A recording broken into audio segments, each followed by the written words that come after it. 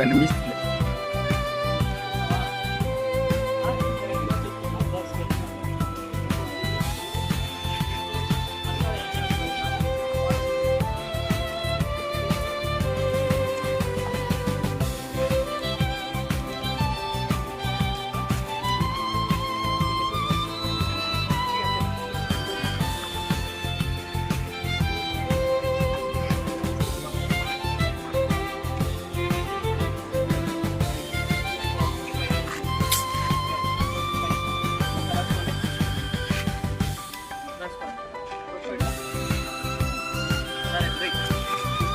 మనకి building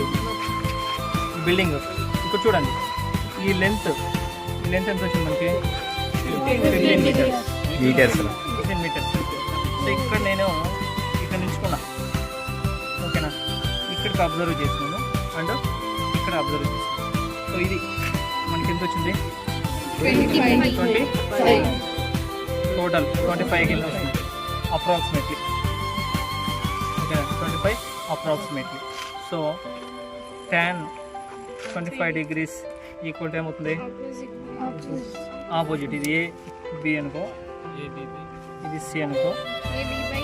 so ఇక్కడ angle of elevation ఎంత ఉందంటే టోటల్లో యాంగిల్ ఆఫ్ ఎలివేషన్ ఏంటంటే 25 degrees, ఓకేనా. సో AB by BC, ఇది BC. So 0.0466 approximately. AB height అట్లే ఉంటుంది, బీస్ వచ్చి 15. సో AB ఈక్వల్ టు వస్తుంది మనకి 0.466 ఇంటూ 15. సో 2 మల్టిప్లై చేసుకుంటే 6.99 అప్రాక్సిమేట్లీ, ఓకే. సో మీటర్స్, ఇది మనకు హైట్ రావాల్సింది. ఎంత హైట్ 6.99. సో రఫ్గా ఎట్లా తీసుకోవచ్చు అంటే 7 మీటర్స్లో అనుకోవచ్చు. 6.9 కాబట్టి ఒకసారి చెక్ చేద్దాం ఒకసారి. సార్ ఇప్పుడు రాకింది కావాలి